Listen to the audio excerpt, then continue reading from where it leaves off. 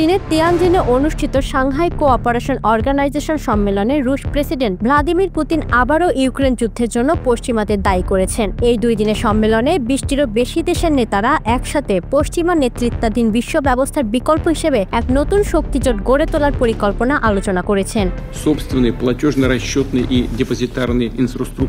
Putin বলেন, Russia Ukraine যুদ্ধের জন্য দায়ী পশ্চিমারা।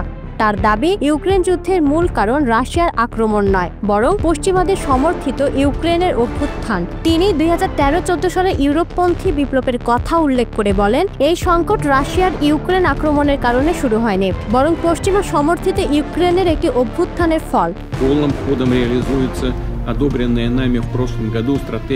রুশ প্রেসিডেন্ট আরও দাবি করেন যে ইউক্রেনকে ন্যাটোভুক্ত করায় পশ্চিমার প্রচেষ্টায় যুদ্ধের মূল চালিকা শক্তি। তিনি বলেন, ইউক্রেন সমস্যার টেকসই ও দীর্ঘমেয়াদী সমাধানের জন্য সংকটের মূল কারণগুলো সমাধান করতে হবে।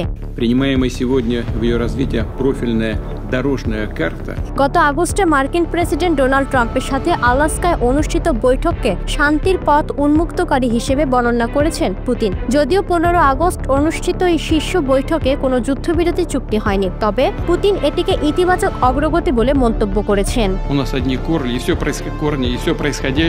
চীনের প্রেসিডেন্ট শি জিনপিং এর পুতিনের মধ্যে গভীর সখ্যতা এই সম্মেলনে স্পষ্ট হয়েছে। শি জিনপিং শীতল যুদ্ধের মানসিকতার বিরোধিতা করে এশীয় সদস্যদের $28 কোটি সহায়তা ঘোষণা দিয়েছেন।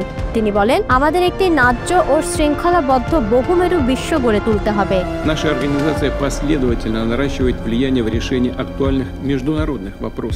2001 সালে প্রতিষ্ঠিত এশিয়া এখন 10টি সদস্য রাষ্ট্র নিয়ে গঠিত, যার মধ্যে রয়েছে চীন, রাশিয়া, ভারত, পাকিস্তান, ইরান এবং বেলারুশ। এই সংস্থাটি বিশ্বের মোট ভূখণ্ডে 24% এবং জনসংখ্যা 42% নিয়ন্ত্রণ করে। পুতিন এবং শি জিনপিং এই প্ল্যাটফর্মকে পুরাতন ইউরোকেন্দ্রিক এবং ইউরো আটলান্টিক মডেলের বিকল্প হিসেবে প্রতিষ্ঠিত করতে চাইছেন।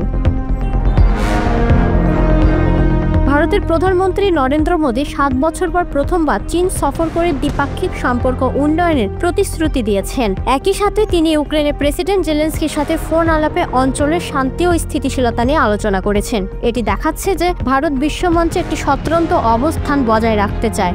कठिन से कठिन परिस्थितियों में भी भारत और रूस हमेशा कंधे से कंधा मिलाकर चले हैं।